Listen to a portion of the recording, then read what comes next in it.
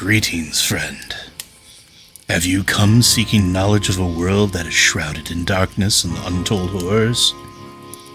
A world where evil lurks around every corner and only the bravest and most skilled warriors can hope to survive?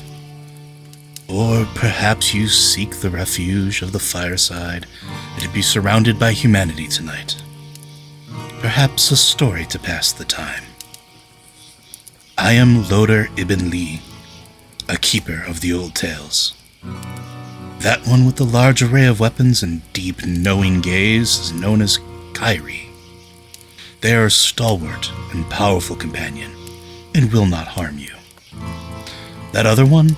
Ah, yes. Phaeance.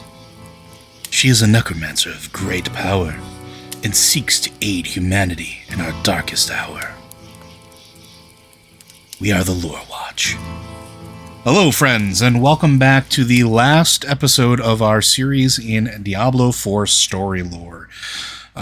Joining us again, besides just, Matt. Matt's always here. He's my stalwart companion into this world of darkness that we delve into, which I'm always appreciative of. Thank you, Matt. But we're also joined again by Liz Harper, our wonderful editor-in-chief, herder of kittens, and raiser of bone skeleton armies. Roughly the same skill set. About the same. All right, so today we're going to be talking about the last two acts of the story in Diablo 4. So we're going to talk about Act 5, and then there is a little bit afterwards. Act 6, excuse me. Yeah. So many X6, I apologize. Let's get started. Go ahead. There's a lot going on. There is. So, who wants to start with Act 6? Liz, Matt? Liz. You go for it, Matt. No. I always talk too much. All right, Liz, give us a breakdown. So what is Act 6 about? Act 6 is your descent into hell. The whole story has been building towards this, confronting Lilith. And we know from Rathma's prophecy back at the very beginning that Lilith has been searching for a way into hell. She's been searching for a key to hell, which she got way back in Act 1. She's been searching for a path into hell, which she got in Act 2 when she got Astaroth to give her passage. And now we are chasing after her, and she has found a passage to hell under the city of Chaldeum. And I think we all suspected we were going to come back to the city of Chaldeum. We've been here before. And now we're back. I think these are some of the most striking visuals in Diablo 4, because you're going into this Chaldeum, which we were in Diablo 3. This was a big thing where we confronted Belial here. But now you have this beautiful golden city, and it is literally raining blood. The streets are full of blood. It's actually extremely disturbing. And you've gathered your allies. You've spent all game gathering everyone up. You have your soul stone with you. You have Donan and Lorath and Nirel are all with you. And you come here and you see the Cathedral of Light has brought their armies all the way through Kyrgyzstan to Chaldeum, and they have not been very kind about it. They have been slaughtering heretics as they have come. They have, you learn in a quest a little after this that they've actually told all of their knights that, everyone here has been joined the Triune cult. They're all cultists, just no exceptions, everyone.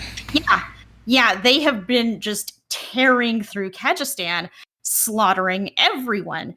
So you go into Chaldeum, you meet Prava and her knights, and you're like, okay, maybe we can work together here. Maybe we can go into hell together. And Prava's not too thrilled about that. Actually, I think we're leaving. But there's something. We are leaving. Yeah, I have jumped a little ahead here.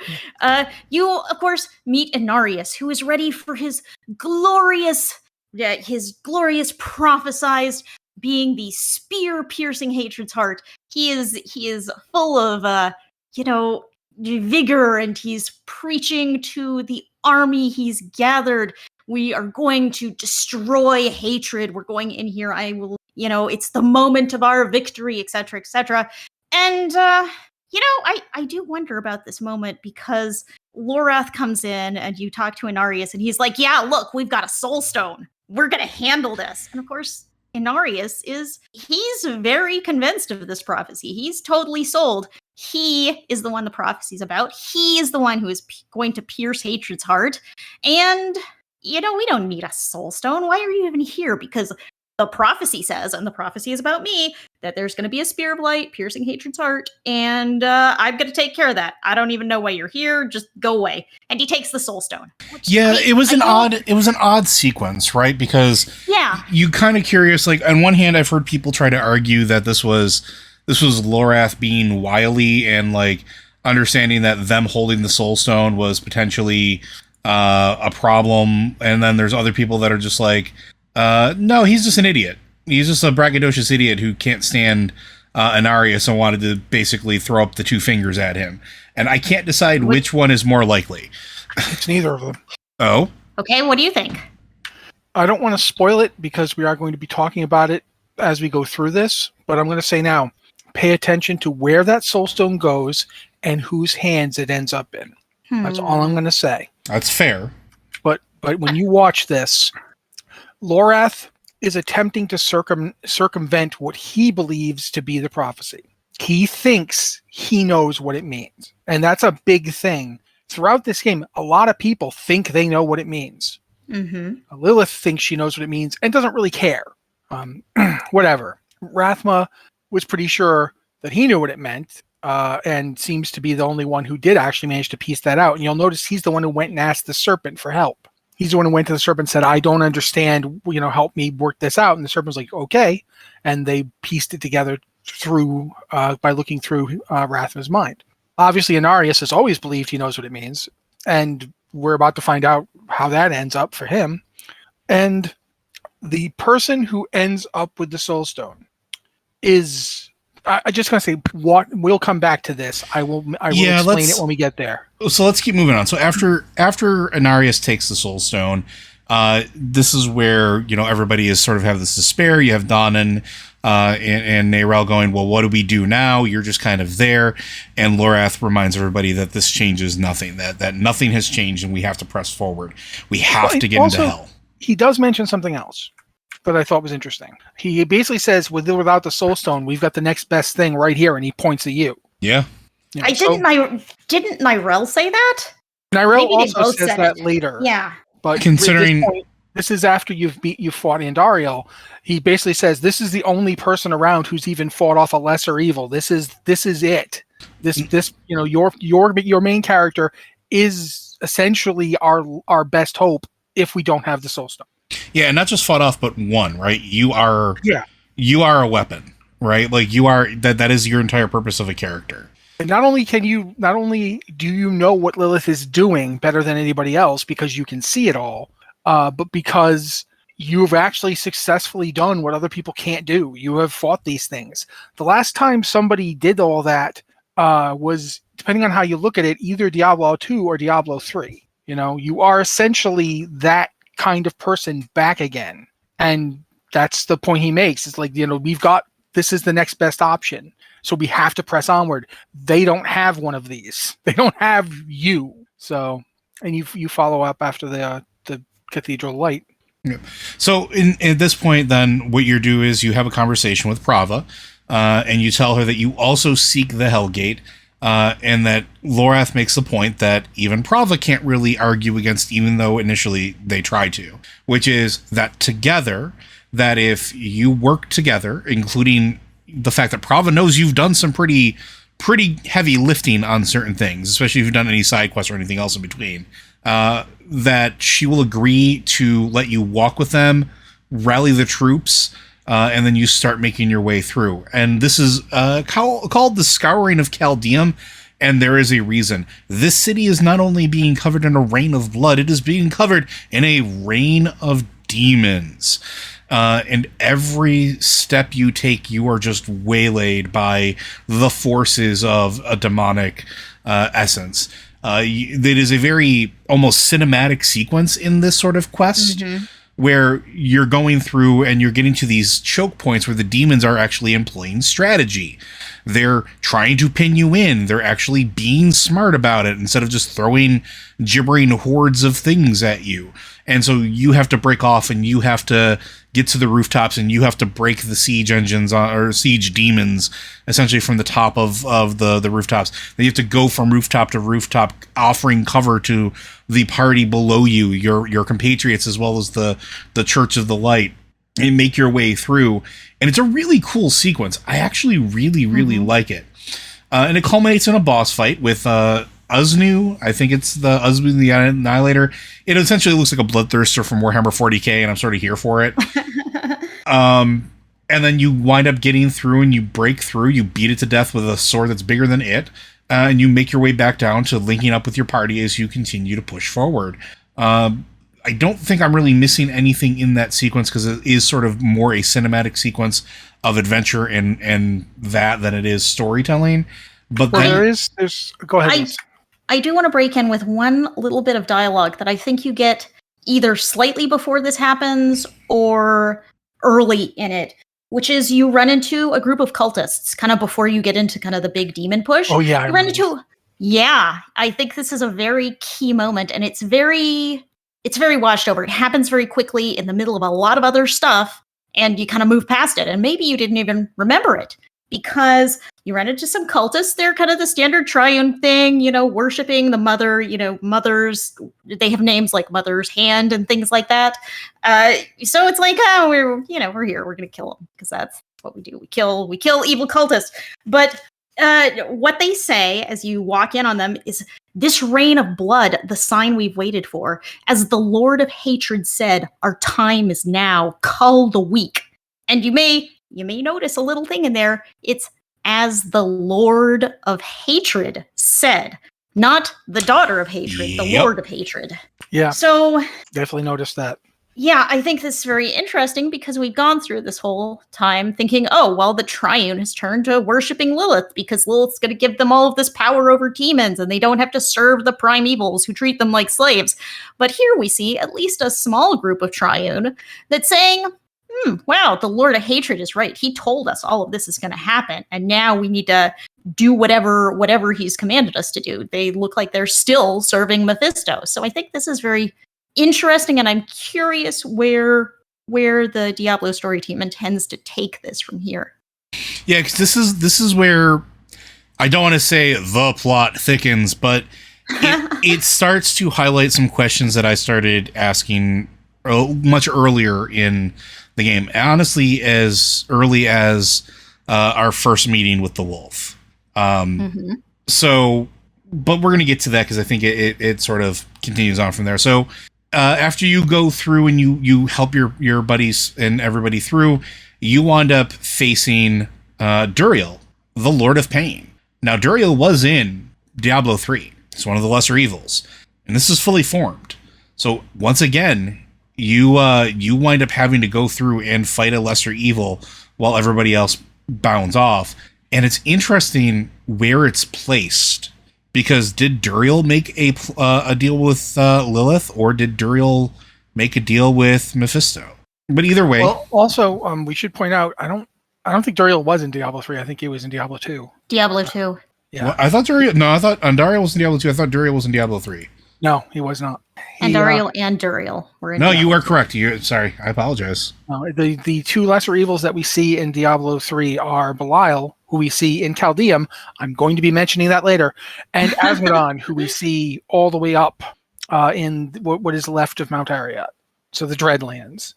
Those are the two that we see. No, we don't actually see any primevals on Azeroth except for Sanctuary. Sorry, Sanctuary. We don't see any primevals in Diablo 3 except Diablo, who we see very briefly in Act 4 before he goes off to, in Act 3 before he goes off to Act 4, which is in heaven. So technically speaking, the last evil to walk Azeroth was Asmodon before these two showed up. So yeah, it's interesting for that too. There's a lot going on here. I definitely think that Mephisto is something to be looking at. One thing that did get mentioned around Andariel was that, Andariel didn't care that they were going to use her as just some sort of battery in order to defeat other evils.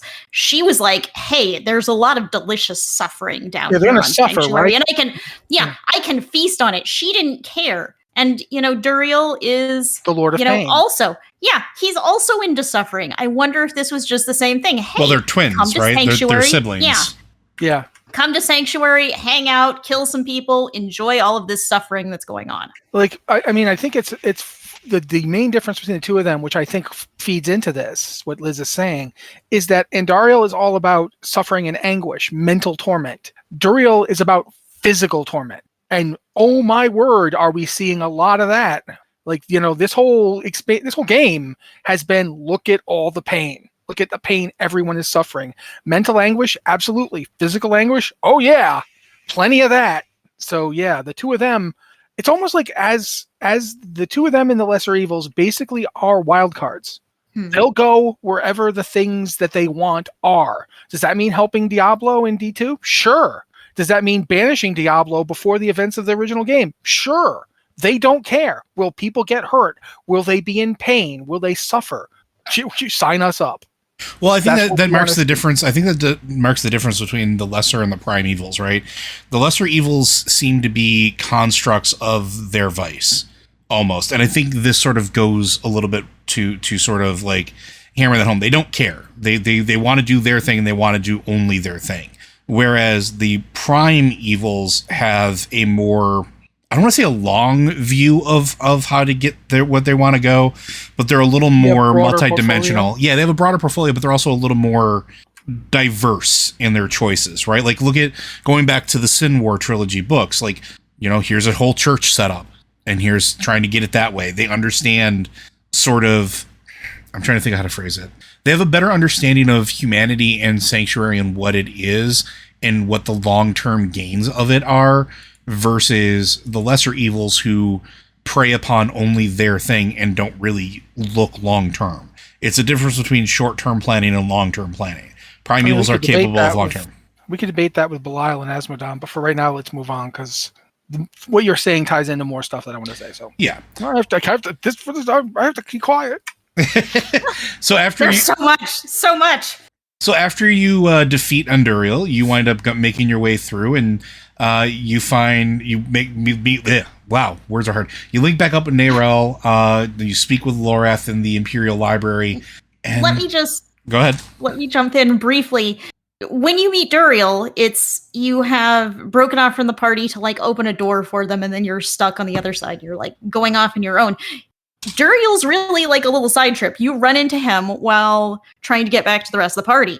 And it's like no one even knows you had this fight, which I think is a little hilarious. You just go and you're like walking to get back to everyone else. And it's like, oh yeah, I just fought a lesser evil. Actually, the thing is, you don't even know. Like, your character even says, that was horrible.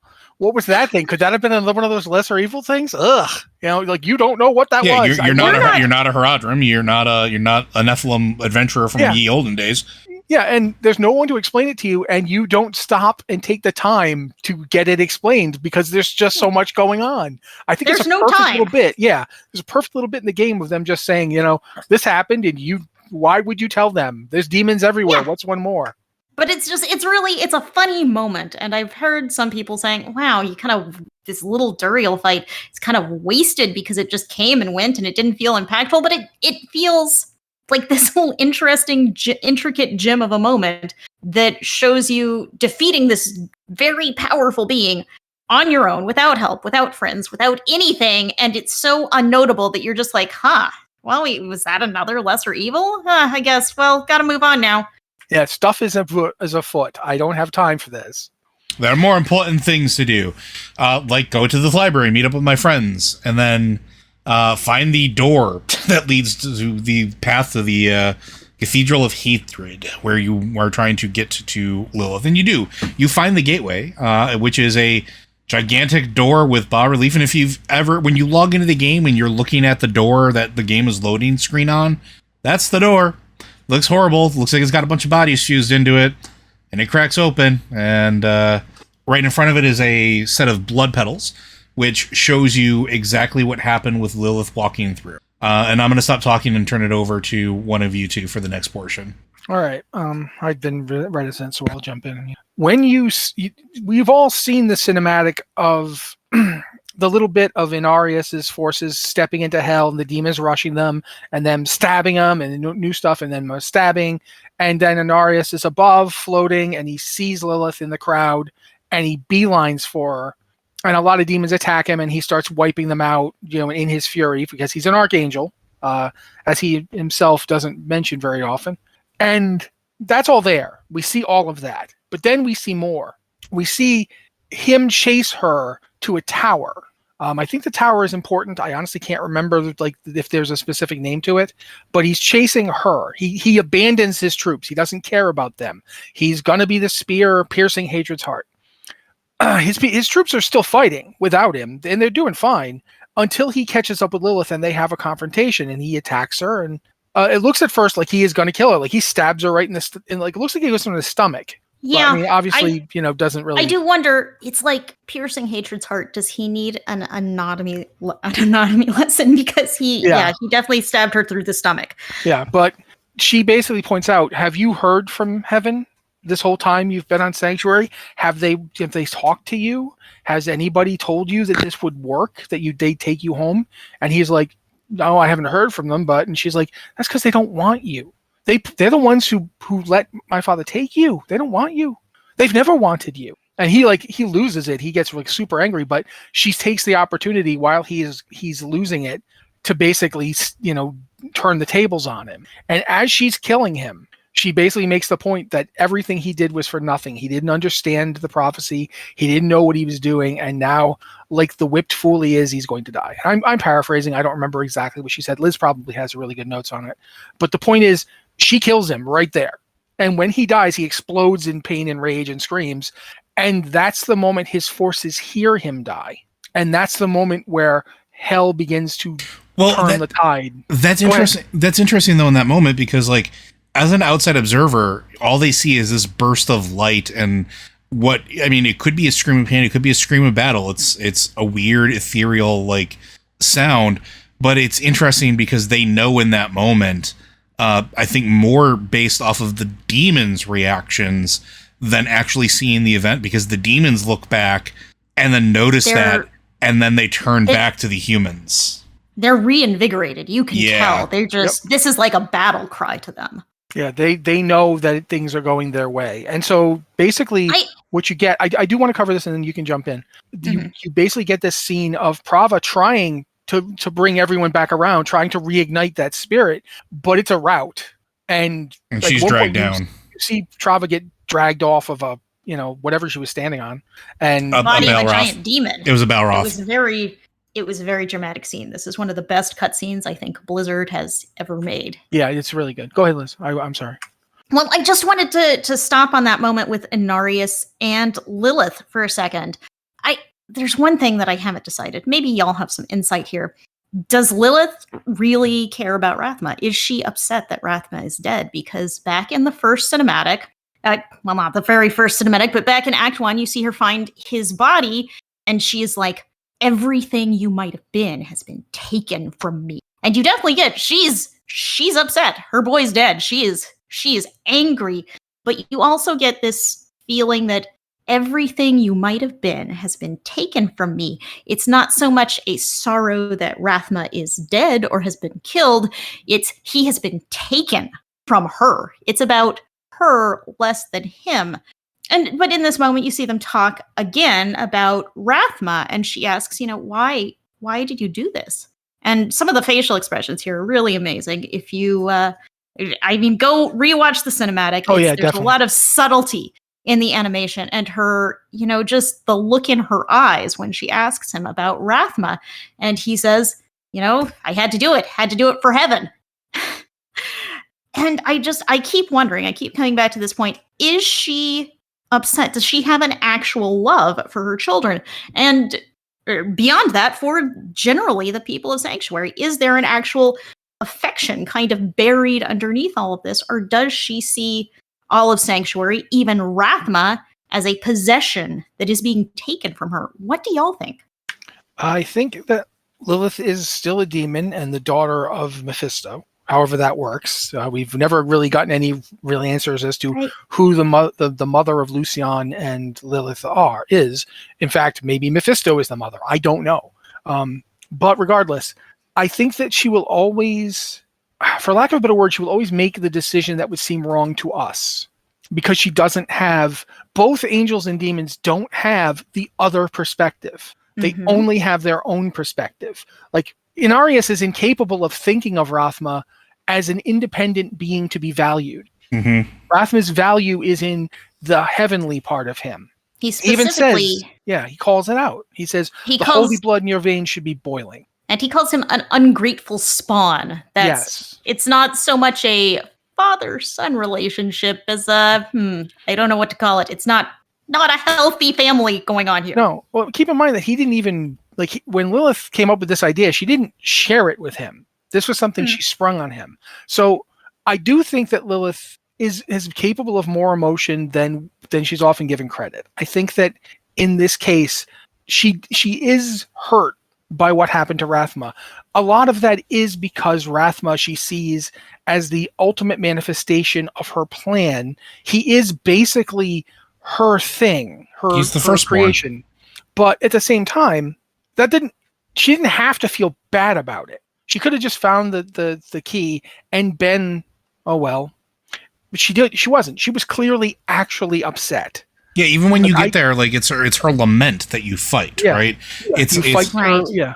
So yeah, I think my take on it is that I think for that matter, Inarius understands what he did was wrong. Inarius understands that he's doomed, because if he didn't, Lilith's little speech wouldn't have done anything to him. She would have said, heaven doesn't want you. He'd been like, yeah, well, you'd know. Like, you know anything about heaven. But he knows she's hitting the right chords because he knows that that's right. He knows that. Sorry, because they called back Tyrael. Yeah. Theoretically, we don't know, They but called back Tyrael after he blew up and came back. The point was that they left him in hell, and he knows it. Yeah. And he knows that part of it is because, they weren't sure about humanity, and he created humanity. And he knows also that Inarius straight up says, I wish it would be so. Rathma says to Inarius, when Inarius is like, and I'll get to go back to heaven. And Rathma says, and it's a strange tone. You have to really listen to it a couple times, but it's almost sad for Inarius. Yeah. When he says, I wish it would be so.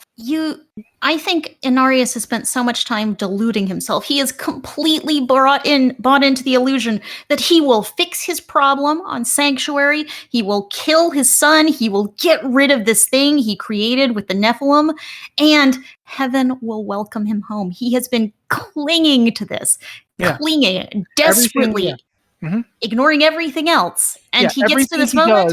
Everything he does has led to this moment, and there she is, and she's not cackling, and she's basically like, was it worth it? What you did, what you've done, and he's like, he doesn't have an answer because he has never actually sat and thought about him, like what he has done. His actions. It's always like what other people did to him. Well, what Lilith did to him. What the heavens did to him. Well, think about it too. It's also him trying to deal with the trauma of his choices and the people that for lack of a better term are his family gave him to hell. They gave him up for the choices he made, which is why he's hyper fixating on what he is, because he's hard trying to correct that thing that made them abandon him. Right? Yeah. It's him unpacking his trauma in the worst way possible. So, to get back to Lilith, the reason I think Lilith does actually have some kind of care, not just for Rathma, although certainly for Rathma as her firstborn, the child that, as far as we know, the only one we know that she gave birth to. Lilith walked away from hell. She walked away from it, and she doesn't want to go back unless she can rule it. She's not settling for some functionary licking, like Lucian licking at her father's boots. She will win or she will die, but she's not gonna beg. And that's exactly the opposite of Inarius, who literally does nothing but beg. He begs a heaven that will not answer him. Maybe can't answer him. One thing she says that I think is very apt is she says their silence is their answer. Yeah. Exactly. Haven't said anything to him. They never, they never told him to go kill Rathma. They never told him to kill Nephilim. They never told him to do any of this. He just decided, this is my path to heaven, and he has clung to that so desperately. But their silence is their answer. And I think a lot of what we see from Lilith in this exchange, and in all of the previous exchanges, is she is a demon, and she does not think like a mortal being does. Mm-hmm. That is just part of who she is. She does want to improve humanity and give them the power that was their birthright. She would like them all to be like the Nephilim from Diablo 3. She's just willing to kill hundreds, even thousands, to get one. Mm-hmm. Because they can always make more. The World Stone's gone, so if they get back up to that power they were at, there's nothing that can stop them. And all she has to do is get them there. If that costs lives, well, they're going to die anyway.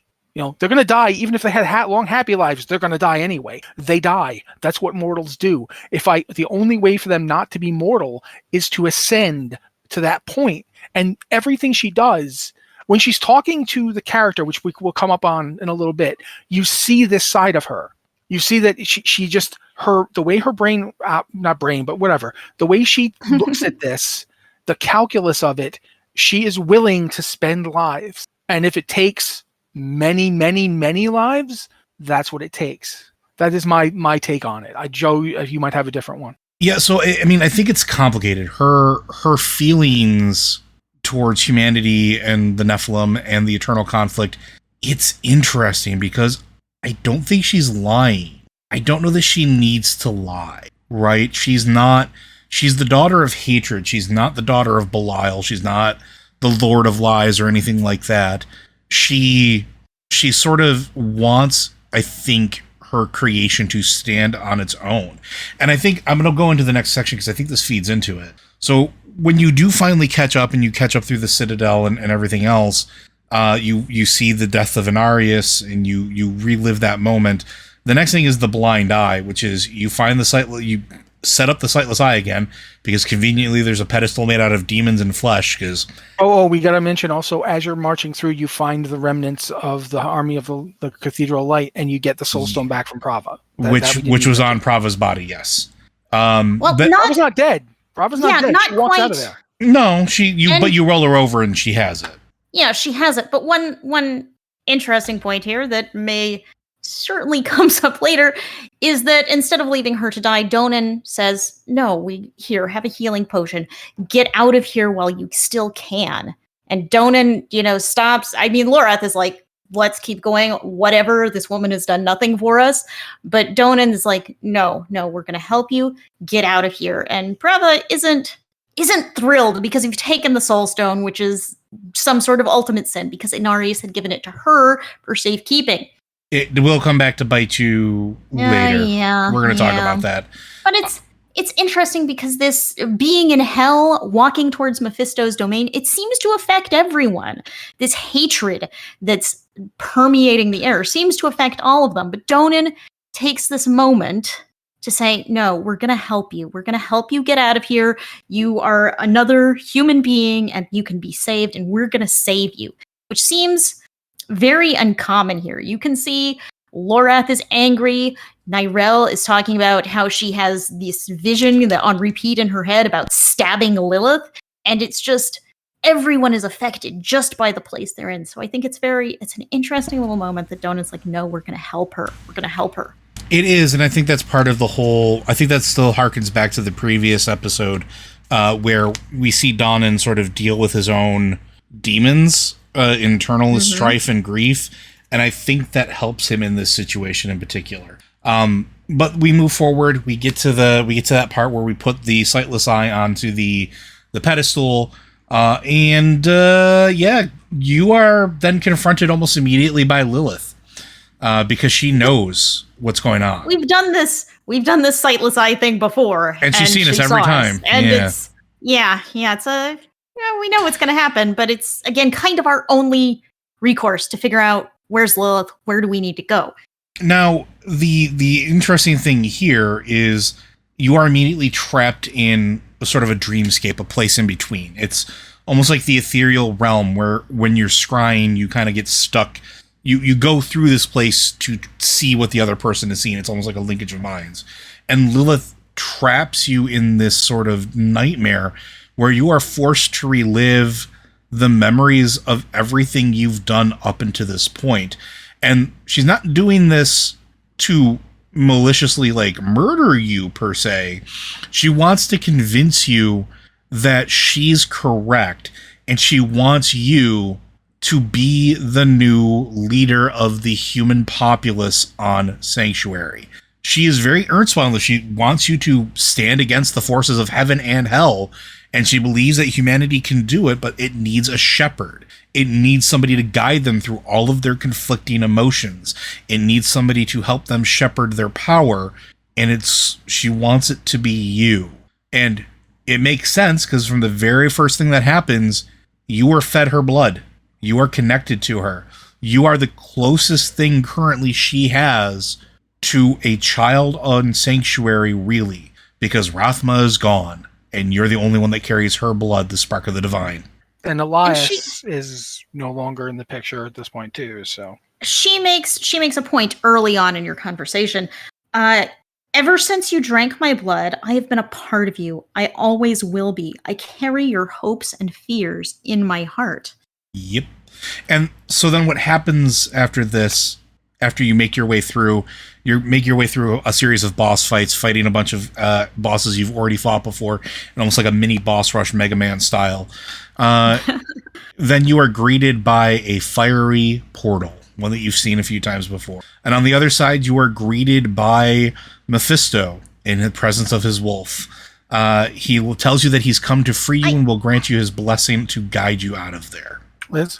I think one thing that is interesting here is that you're going through this, you're fighting through this. Lilith is trying to convince you. She's very persuasive, and I agree with y'all. She doesn't lie. She doesn't need to lie. She's just trying to bring you around to her way of thinking. But then you're like, no, I'm not going to help you. I'm not going to be some like shadow puppet for you to manipulate on Sanctuary. I'm not doing it. And then Lilith is like, I am going to trap you in your own mind forever for eternal torment and bye, basically. And that's when Mephisto shows up. Yeah. And that's when you tell him to not really sod off, but like, what do you want? Yeah, it's like, I know what you are. I know who you are.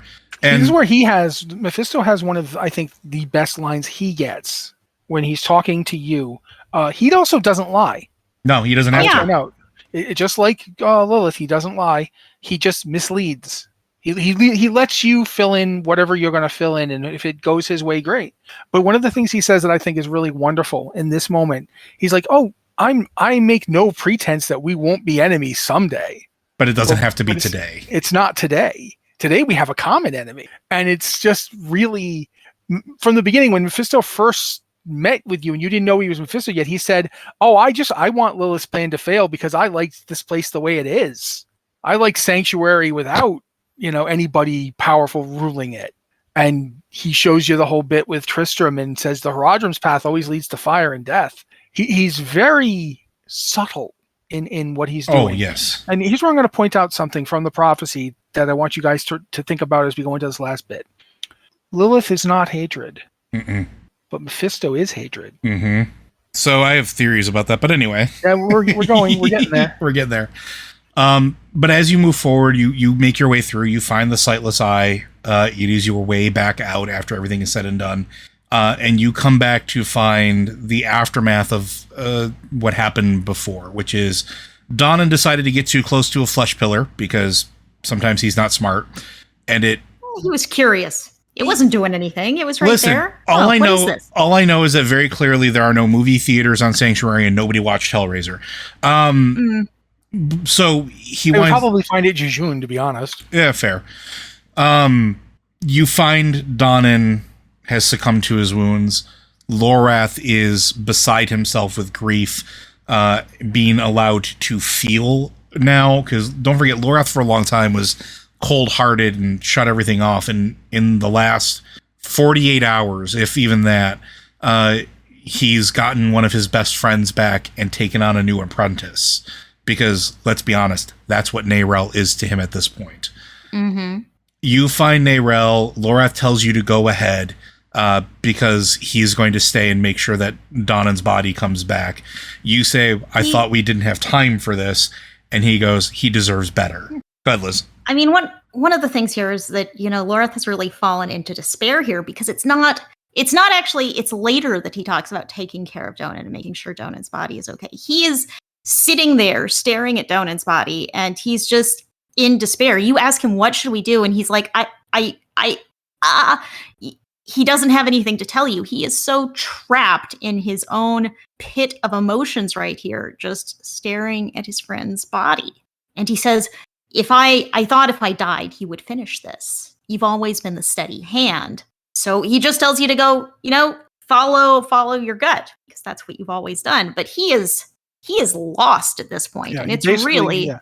It basically like, look, you've been the one carrying the water this whole way. Just carry it the last 20 feet. Just get it to where it's going. And you've been the one doing it. And it is painful to watch.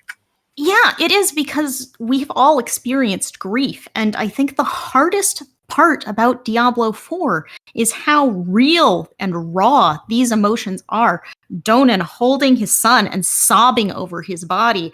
Lorath here staring at his friend and just not being able to come up with a coherent sentence about what you do next. It is a raw grief that has not been glossed over or made pretty or attractive. It hurts. Yeah, and think about this. The Lilith we get in this game is different than Lilith has been since time immemorial in one aspect. She's actually lost something she cared about. She may be the only demon to ever experience grief. Not to feed on it, not to cause it, but to feel it. Mm-hmm. And that's something to think about going forward. So, moving forward from this, you and Nyrelle go in through the portal after she scolds you essentially for trusting a primeval. But you kind of explain that you're not trusting, you just don't really have a choice. And you move forward across the Lake of Fire through the portal to the inner sanctum of the Cathedral of Hatred. Go ahead. I do want to point out some dialogue from Mephisto. He says, you and Nyrelle are talking to Mephisto, and he says, I offer no proposals. I offer only my aid. This leads to the Cathedral of Hatred. And he doesn't say, okay, go to the Cathedral of Hatred and kill Lilith. He says that a little more strongly later, but, when he has this portal for you, it's just like, I'm only here to help. I'm not telling you what to do. It's just Lilith is over there. You want to kill Lilith, right? You want to trap her in the Soul Stone. Okay, well, she's over there. Here you go. And he's very intentionally not pushing you, not telling you what to do, which I think your character and Nyrelle would both react pretty negatively to having the Lord of Hatred say, hey, go and kill this person for me. Oh, for sure. But he does, as Liz is pointing out, he does offer you the one thing you've been trying to get this entire time, ahead of Lilith. Yes, it's the only time you've had that option. And you take it. And, you get there and you get through into the center room where he's reforming. And he's basically in a giant animosphere, which this will be a topic for Lore Watch in the future. I'm very confident. As his essence is reforming. And you do have a discussion between the two of you because you have two options. You can use the Soul Stone on Mephisto, or you can use the Soul Stone on Lilith, which I think is an interesting thing because it's supposed to be attuned to Lilith. It's tuned to hatred, which... Yeah, they did attune it to hatred that Mephisto left behind. Mm-hmm. Which nobody talked about beforehand. So it seems like that was always going to be the conclusion. That's the road you were always being led down, at least in this regard. You argue back and forth, you talk about it, and then you decide that trapping Mephisto instead of Lilith, and then trapping Lilith in hell while you seal the gates behind you, is the best options possible. So Nyrelle will stab the Soul Stone into Mephisto, and then you tell her to go ahead. What's the Soul Stone look like? Go ahead, Matt. What is it? Is it glowing? Is it colored like light? It's a sphere of light. Yep. And you stab hatred in effectively the heart because it doesn't have anything. It's just all one big ball of hatred. Well, no, you are in the heart of hatred. You're in the center of his domain, which is the Cathedral of Hatred. He's all heart at this point. Well, you're in the center of his power, so yeah, that would make sense. Narelle stabs him in the heart and breaks the chains of the one who was imprisoned. He was stuck there. He was reforming. Leave. Yeah, he couldn't leave. He was stuck in hell. You just got him out. We're gonna get back to this in a moment. But then you wind up going through, and you wind up. Go ahead. I do have a question. Narelle stabs him. He's caught in the Soul Stone, and then a portal opens up. She walks through. Just going to say that. Carry on. So you get that, and you're ready to prep for it, and all of a sudden, another red portal shows up. You know those portals that Mephisto's been using? The one that is now supposed to be currently trapped in the Soul Stone? Nobody says anything about this. Nobody even acknowledges it. And but you send Narelle through while you stay to fight Lilith. Which, I think this is an interesting moment of maybe hatred is blinding you, because that's a thing that can happen. But then you get into an epic fight with Lilith. You wind up defeating her, even though she's basically taunting you the entire time. Although she's not mad, she's just disappointed. Yeah, very much so. Yeah, she really is. There is that energy. She doesn't hate you. She's just, you're in her way. She has a job to do, and you're getting in her way. You're disrupting her plans. Once you defeat her, there's a cutscene that will play. There's a portal that pops up, and you take the portal and you go to Lorath. You speak with him. You tell him that Lilith is gone. That you've done the thing that you were set to do. You've defeated a lesser evil, or whatever she is equivalent to, maybe a sub-prime evil, I don't know, in the heart of hatred, and it's gone, and that you and Narelle chose to place Mephisto in the Soul Stone instead. He'll understand and ask where the stone is, which is a great question, because Narelle's not there. Narelle did back, before leaving, but before leaving, she said both that she was going to go find Lorath, and also she specifically said, "This better not be the last time I see you," kind of indicating, okay, you better not die here. This better not be the last time I see you. So it sounds like at that point, she had intended to go back to Lorath. I'm sure she did at that time. Or she lied really well. Well, yeah. Because I don't think she did. I think she intended to at that moment.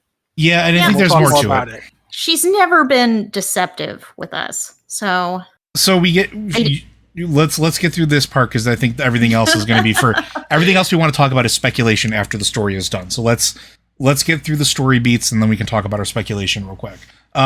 So you talk with it, you make the assumption that maybe she went to the chapel. It's holy ground. It was where you were using as a safe haven. And you go there and you're going to meet Lorath there. But you must carry Donnan out of there and close the gates to hell. This happens essentially. You get your way out, and go ahead. It's another little touching moment with Donnan, because Lorath is like, "No, you go ahead. I need to take care of Donnan, and I need to get him out of here, and I need to seal the gates of hell. I'm just going to slow you down." And your character says, "No, we all walked in here together. We're going to walk out together." And it's just a tiny little moment of, I don't know, solidarity. And it's again, that grief. I'm not going to let you carry this grief alone. I'm going to be here with you. Yeah, because despite Lorath being a grumpy old man, he still was there for you when you needed him, and you're going to be there for him. It's a touching moment, and it is a heavy burden. So you make your way up to the chapel, and you go make your way into the chapel to see if Narelle is there.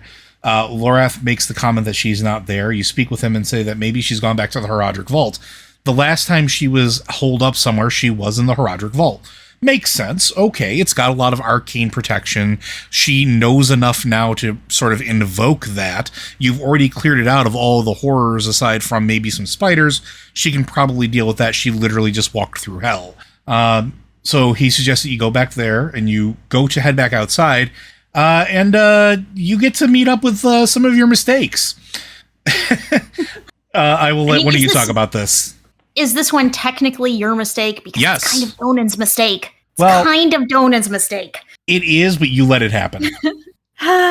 Well, I guess I'm in the middle of this. You go outside, and Yosef is there with a bunch of knights.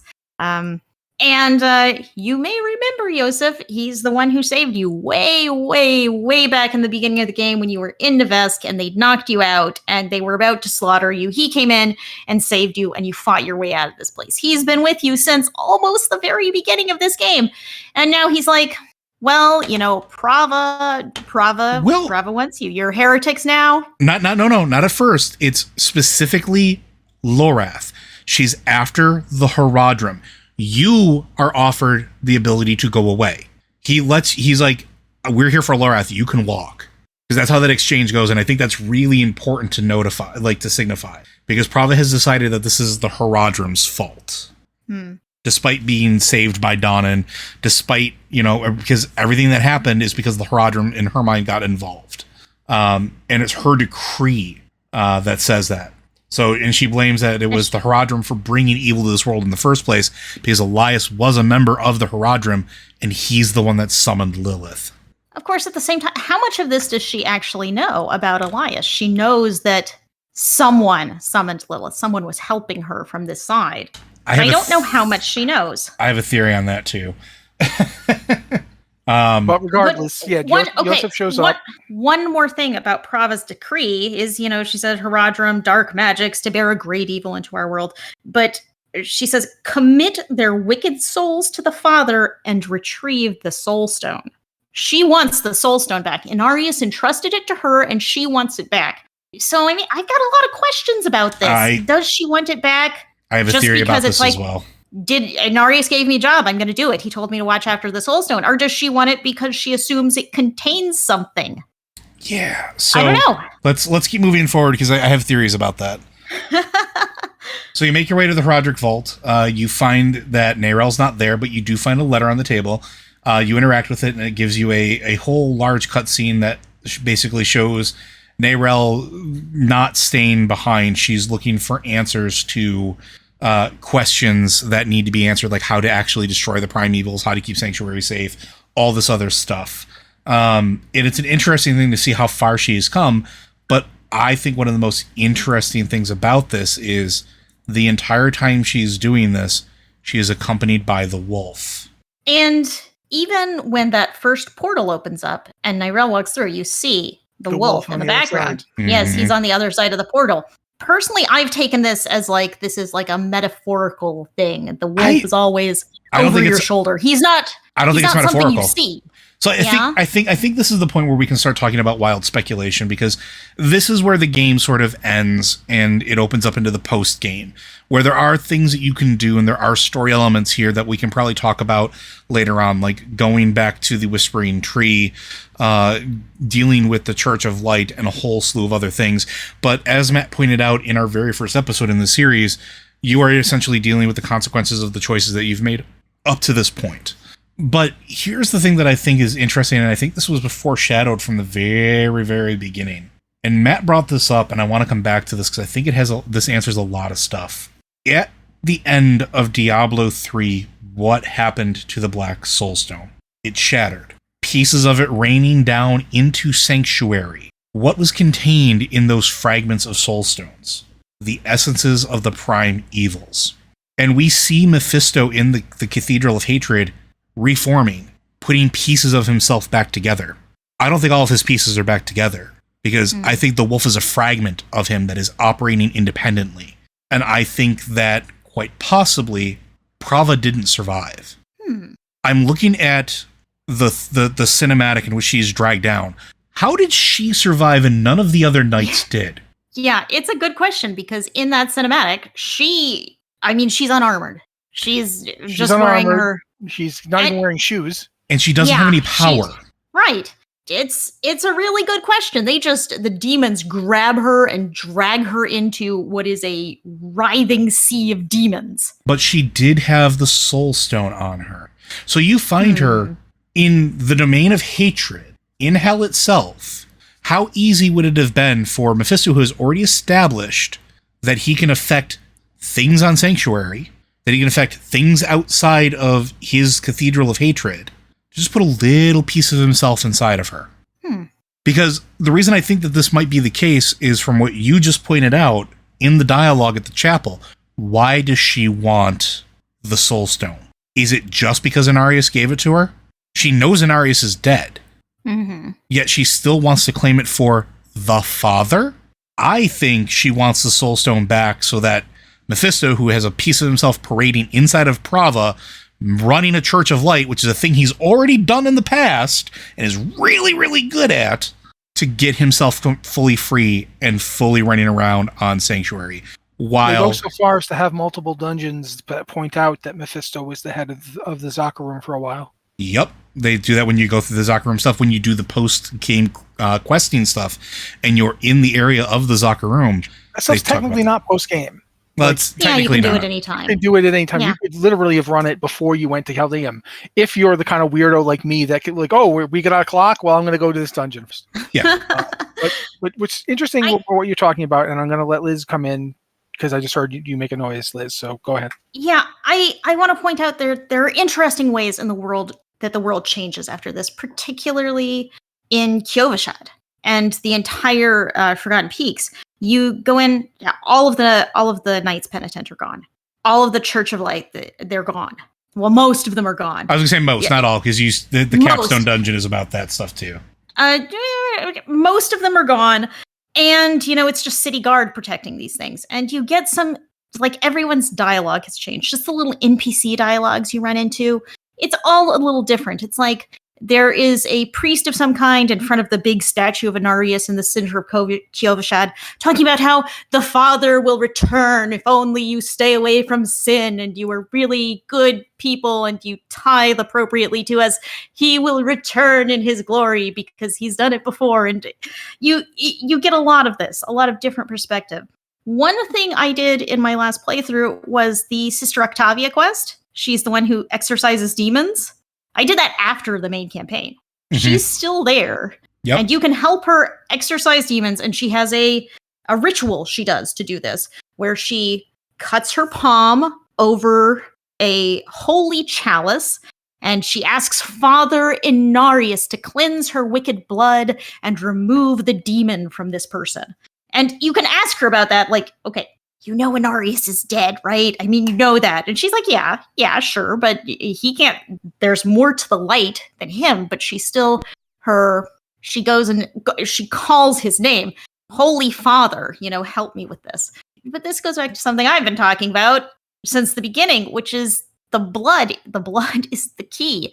It's not angels. It's not demons. We may use that terminology, but it all comes down to the blood of the Nephilim powering these different forms of magic, because Sister Octavia can do that just fine, even though Inarius is dead. It's not about Inarius. It is the power of our blood. And so can you. Yeah. As part of that questing, that's one of the things you discover when you're doing her quest line is you can do it too. You can perform the ritual. Mm-hmm. Okay, this is something that has nothing to do with what you guys are talking about, but I have to throw it in here real fast. Can we stop cutting our palm? I use my palm for axes. I got a big hole in it where I just cut it to do the blood for your ritual. I'm going to get an infection, then I'm not going to swing as effectively. Maybe I could cut like the back of my arm or something. It's got to be a different place to cut. Just that always bugs me whenever someone just cuts across their hand like that. I'm like, have you ever tried to cut yourself? It hurts. The other thing is, the palm you cut across is, like, necromancers have this armor style where sometimes they'll have armor all the way down one arm and nothing on the other arm. Mm-hmm. And it's like, that's the arm that's like covered from shoulder to fingertip with armor. There is no palm to cut. It's like, maybe a poor choice, but yeah. I think a lot of the blood contains within it the light and the power of hell, what do you want to call that? You don't want to call it the dark, but whatever you want to call both infernal and celestial power is contained within that blood because you descend from both groups. And that's one of the things that I think has always been a part of the game, but it's really ramped up in D3 and D4, is this idea that, it is possible for humans to actually defend themselves against hell without heaven's help. It's also possible for them to defend themselves against heaven. Yeah. Mm-hmm. Without hell's help. We don't need the prime evils ruling us to tell heaven to sod off. And it's something that Tyrael saw at the end of Diablo 3. So Like, here, the Nephilim can defeat the champions of heaven and hell. which is interesting because I do think in that capacity, like, I think Lilith was right. Like, her method to get there was suspect in some cases. She was definitely willing to spend a lot of lives to get there, but she wasn't wrong. No, but even Lorath never said she was wrong. He said that we couldn't trust her.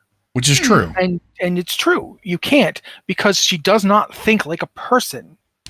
And that's the interesting thing about Lilith as a character here, is I think that this game is, if you watch the game, you watch the story of the game, you watch it from the perspective of what Lilith is going through. Lilith has never suffered loss before. I mean, she's lost. She has not succeeded in plans, but she's never lost anything. It just was time, and time means nothing to her. As someone else in this game says, what does time mean to an eternal one? You know, if you don't ever die, what difference does it make if it takes 10,000 years? But now she's lost something. She'll never get Rathma back.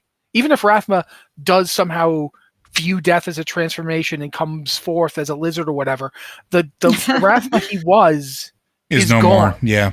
Yeah. Everything he could have been has been taken from me.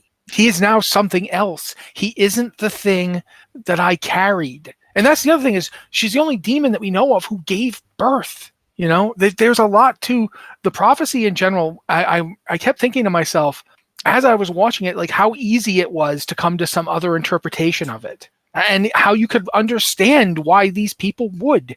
In a way, it's a shame that Inarius, I'm going to have to go with Lorath here. Lorath's like, you know, what they don't tell you is you're spending, like, you know, untold thousands of years in hell being tortured turns you into an arse. And that's what it did. He became an arse. He became completely self-obsessed because he was just so broken. And honestly, I'm going to say this right now. Inarius loved Lilith. Yeah, 100%. He actually did love her. When they created Sanctuary, the reason that there was a Rathma, the reason that Lenarian was born, is because Inarius loved Lilith and was willing to do that with her. Which is something, I mean, he's a glowing bag of light inside a magical suit of armor. I don't even want to think about the logistics here, but they did it. And they did it because she wanted it, and he wanted to do what she wanted. Now, does that mean that Lilith loved Inarius at some point? I don't know the answer to that question. But I think it's very interesting to look at, there's an old saying that love and hate are two sides of the same coin. To the point where in the Triune, Mephisto is known as Mephis, spirit of love. Yeah. So Mephisto is fully aware of this, that love and hatred can blend into each other. They can curdle. They can, you know, there's back and forth here. And Mephisto, of course, uses it for evil because he's Mephisto. But you can see in their interaction with Inarius and Lilith that I think I said before, she's disappointed in you, that you don't see what she's saying. I think she was so disappointed in him because I think she thought, okay, there's that book you find in Diablo 3 where she's like, I can give us victory, but first I will give him children. She thought that what she was doing was great and that he should have been super happy about all of it. And he wasn't.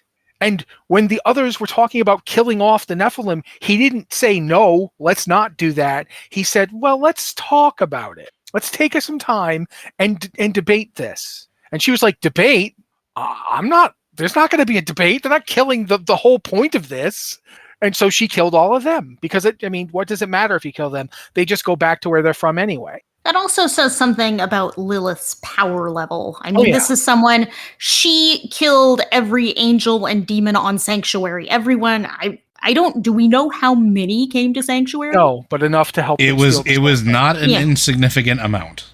Yeah, there was enough of them. You know, Inarius walked off to like meditate on the issue or whatever. And she's just like, we're not talking about this. We're not thinking about this. I'm going to kill all of you. And she did. Yeah, I don't think she just bothered to tell them. She just killed them.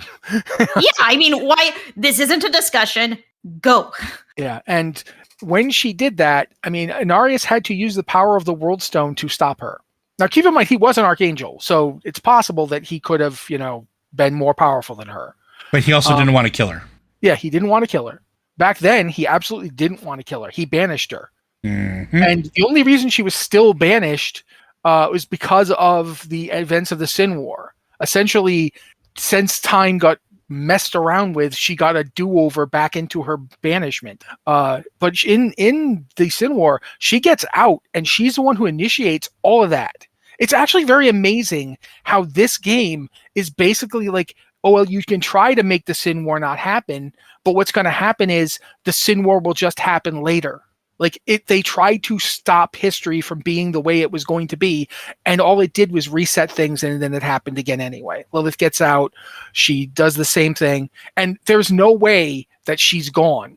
If you couldn't kill Diablo in his own plane, which you can't do, when you remember in Diablo 2, you can't even kill Diablo in his own plane.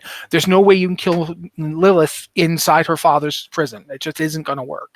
So she'll be back.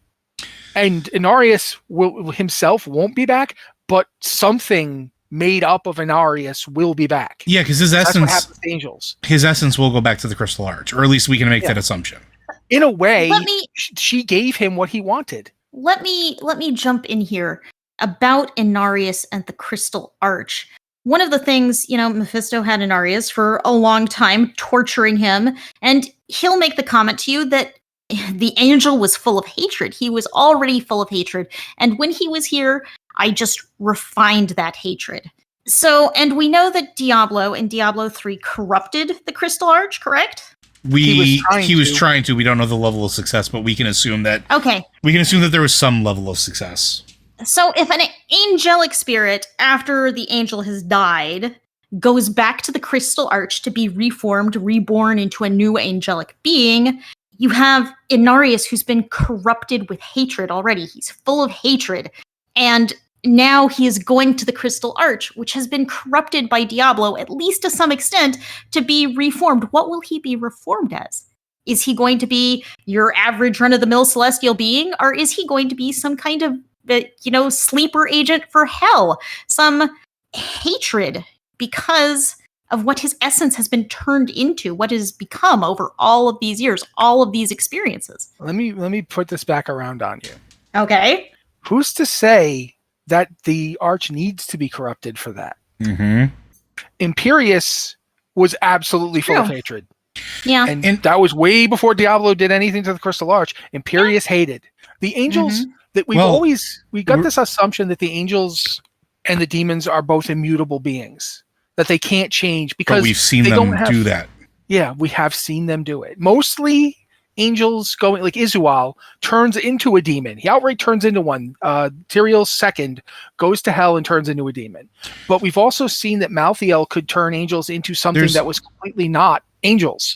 There's a key thing that I think needs to be pointed out here, and it's the origin story of Sanctuary and the origin story of angels and demons to begin with. Don't forget, they are also parts of the same single being. They're all descended from Anu. They're all descended from this perfect being. If you're into Gnosticism, it's basically the same idea. The concept of this one infinite, unaltering, unchanging being deliberately alters itself and changes because it's the only way it can actually know itself. This concept that Anu couldn't understand what it was until Anu actually had differences between itself. Because if everything is Anu and Anu is everything, then nothing is Anu, right? Because everything is part of this thing, then nothing is not part of it. Therefore, nothing is part of it. And you go back to this, we've been talking about a lot of stuff. One thing we haven't talked about much is that serpent from the first time we hear about it. The mention of it in Rathma, when Rathma says, it came to me on the scales of a serpent, and so I visited the serpent. And then we know that Rathma went to the swamp, and he met with the serpent. He did not meet with the tree. The Tree of Whispers did not talk to Rathma. It couldn't even view Rathma's place. It was beyond it, but it wasn't beyond the serpent. What's the serpent got to do with the tree? What is the tree? What is Hawazar? Is Hawazar part of Sanctuary? The people of Hawazar don't seem to think so. And what do they mean by that? Joe had a good point about pocket dimensions the other time, but I'm gonna take this someplace slightly differently. Other worlds were made with the World Stone, but they didn't last. Why not? Was it and when Lilith and Inarius together made this world, why did it last? Did it last because they brought the World Stone into it?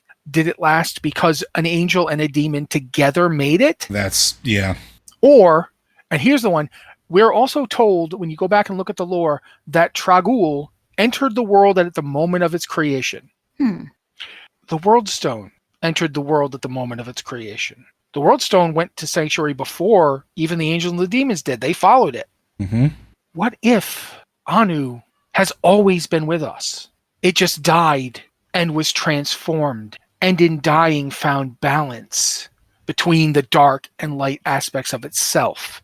Only by creating them as discrete beings, only by them dying together, could it find balance. But it did, and it taught that balance to Rathma. That's what I think the serpent is, because what does a serpent do?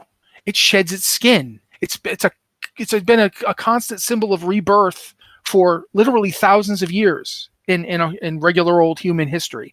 It's a symbol of life and death. That's why the Ouroboros is a snake eating its own tail. It just goes around and around. The serpent is Anu. Anu is dead, so Anu can't save us. Anu can't do anything to us or for us. But it doesn't have to, because what are we? What are humans in Sanctuary? They are little pockets of Anu. Mm-hmm. They're the light and the dark put together. I honestly think that Lilith does not understand this, but Rathma did, because Rathma saw it. Rathma lived it. Rathma knew he was going to die. That prophecy, he knew full well. He knew the moment of his death. He knew what it was going to be. He knew who was going to kill him. And yet he still didn't even blame his father for it. When he talks to Inarius, he's like, "I would it were so, father." He wants Inarius to be happy, but he knows he can't be because he's broken.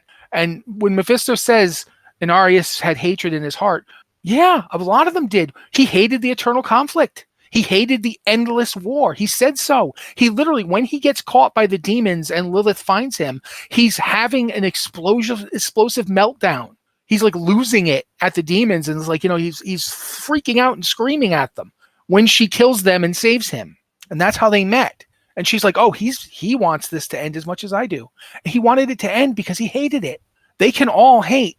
They can all fear. And just like that, the devils can be valorous. They can be brave. They can charge at Inarius knowing he's going to destroy them, because they knew they had no shot at him, and they did it anyway. Yeah, there's a lot of stuff to this, the back and forth, the stuff you've been saying, Liz, the stuff you've been saying, Joe. It's been melting together in my head since we started doing this, because all I can think about is, what is Mephisto doing? Like, if that wolf is a part of Mephisto, is it leading Nyrel, or is it just watching? What is happening? One thing we've seen with the wolf is it doesn't seem to have power to significantly interact with the world. It says things, it opens portals for us, but it doesn't act on the world. It acts on us by, saying things, mostly. It usually doesn't tell us what to do. It's just, hey buddy, you want this portal over here? Yeah, you look like you could use some help. Yeah. The Clippy of evil. Oh, it's Clippy. But now so we don't go on, Joe. I was going to say, it starts to ask other questions, though, too, at this point, right? Because let's go back to one of the other quests that we did where we were seeking the blessing of the Triune, essentially, to do what we needed to do. We were able to get 2 out of the 3 just by invoking the names. Is that because they are fully formed and in their domain, or is it because they're still scattered and doing the same thing? One of the things that I thought was interesting, when you go to the town that's over in the PvP area, or one of the PvP areas, like you talk with one of the members who is of the town, who's a member of the Church of Light, and he talks about, hatred's presence is never far from here. We do what we can to resist it, but this land is steeped in it.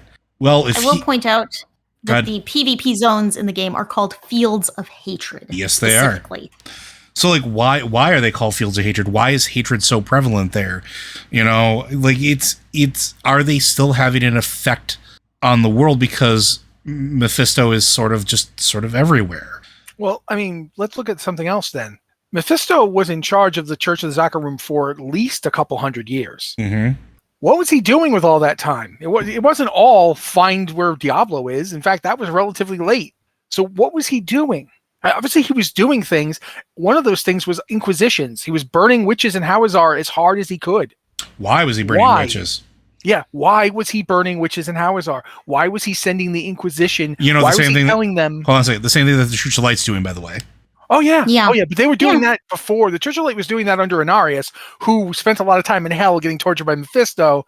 So who knows? Also, I think it's kind of hilarious that Mephisto is in the Cathedral of Hatred, and Inarius decides to keep naming his church the Cathedral of Light.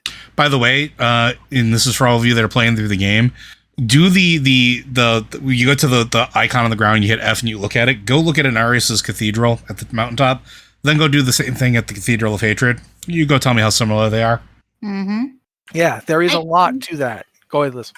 I'm really starting to think that, everything here is going to Mephisto's plan. Mephisto is playing a very long game, and everything is going to plan. He ruled over, controlled the Zakharub Church, spreading hatred throughout it, corrupting the whole thing to its roots. And he's got Inarius, and I can't believe that Inarius just escaped hell. I don't see that happening, that he just walked out of hell.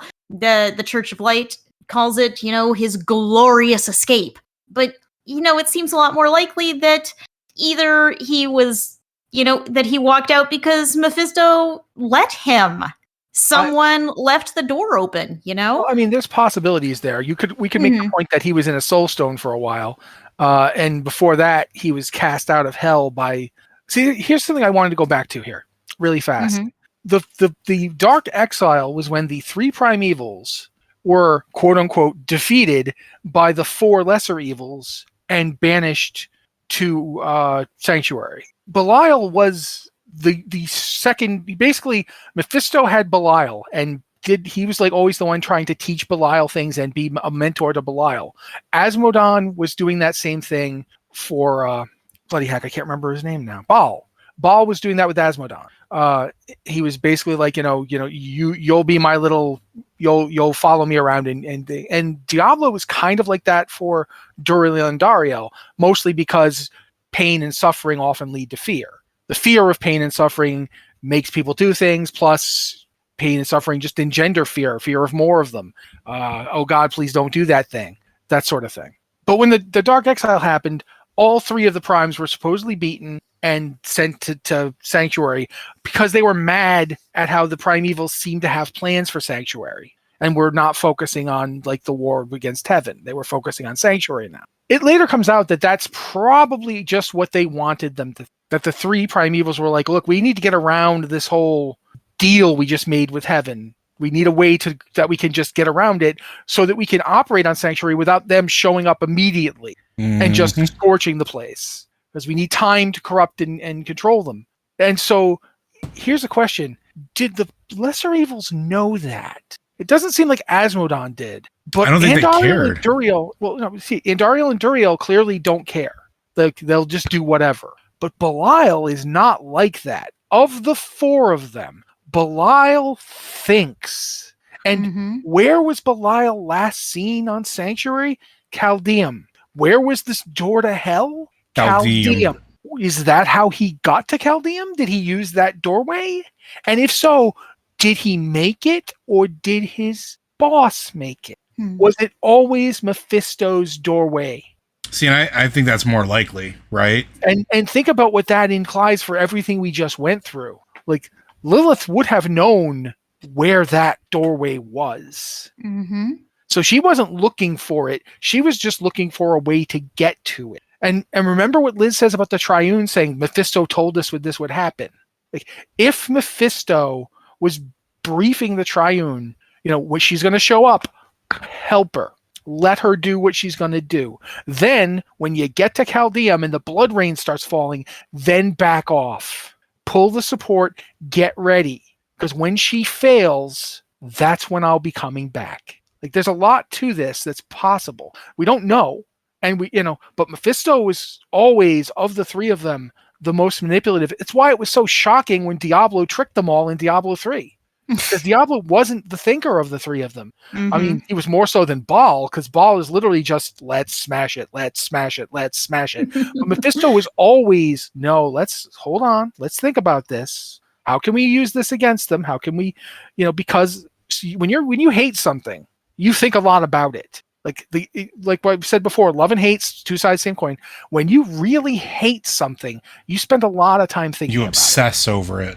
Yeah, and Mephisto is just hatred. Like, he is just hate.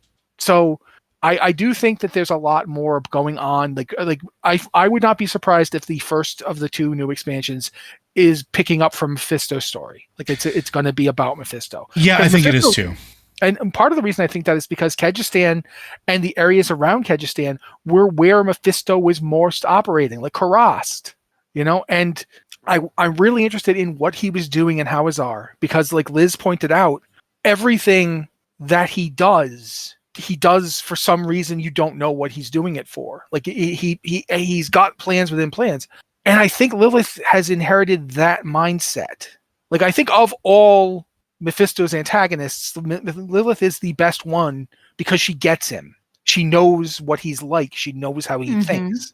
She grew up in it, but she rejected it. She rejected him, which I'm sure it really did not do well for him. Like, Lucian just licked his boots, and I'm also curious if Lilith was the first attempt at Mephisto spinning a piece of his essence off and didn't expect it to gain its own sentience like that. Well, I mean, both Lucian and Lilith seem to be independent of him. Yeah. And maybe that's the thing about hatred. I mean, think about it.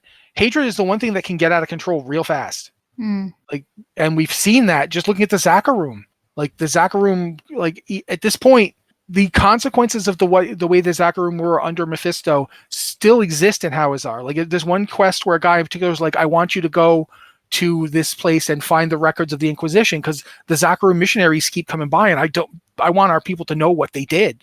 And it's like, it's there, and what they did was horrific, and you can't really, what can you say against it? That's true. You can say, well, the demon of hatred had taken over the church. Maybe that means the church doesn't need to be here anymore, man.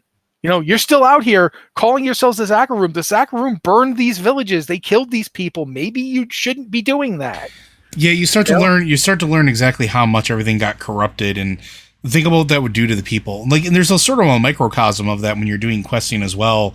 When you get to Backwater, right? Because it's sort of the same thing. The less that people know about what goes on there, the easier it is to maintain. But if everybody knows every bad thing, those people are going there to escape, whatever past they have.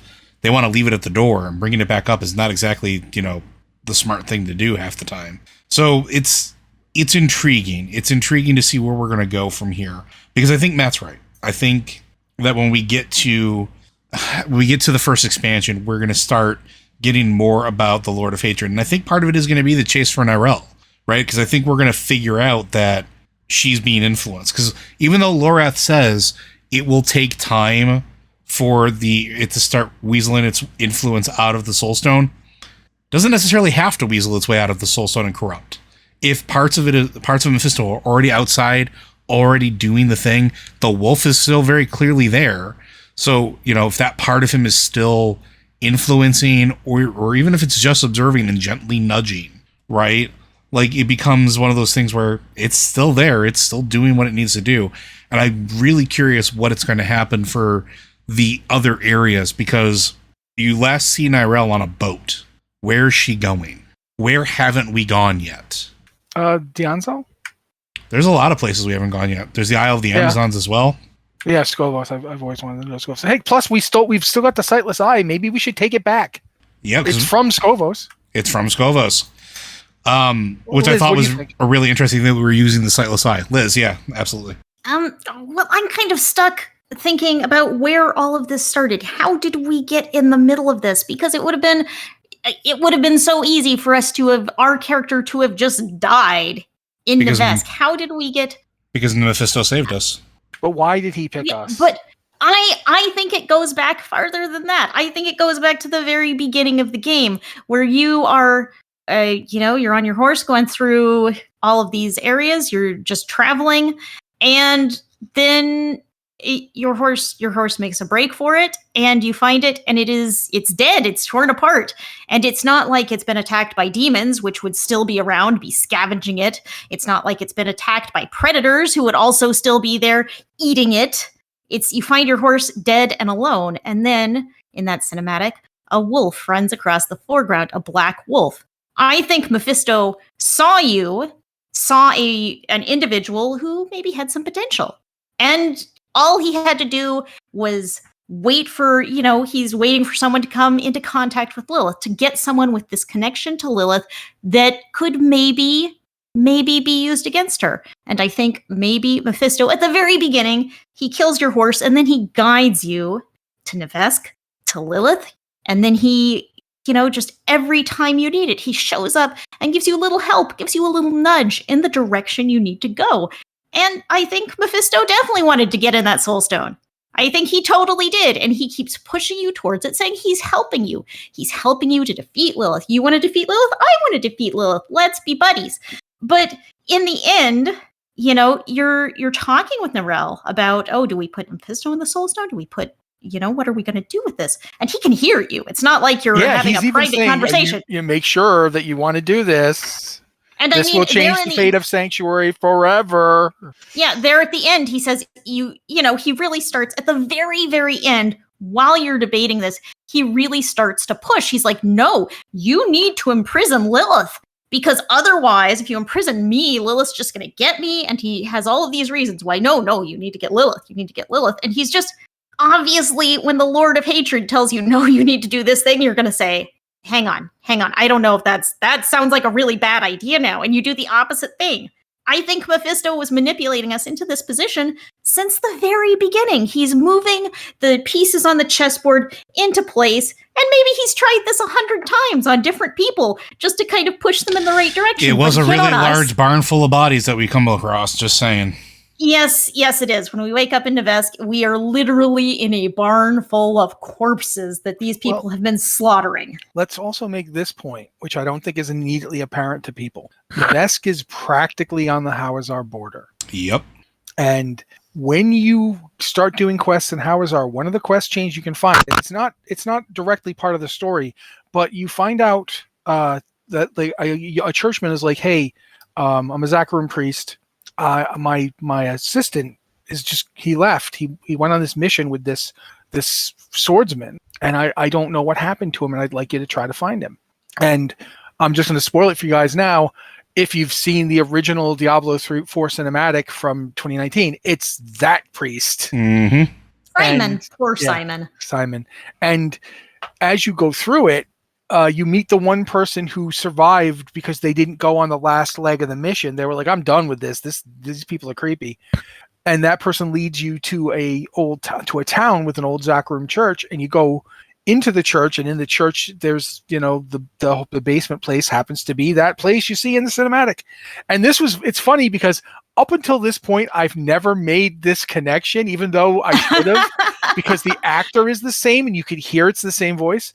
But the guy with the eye patch who's talking to Simon at first, who they leave behind, is Elias.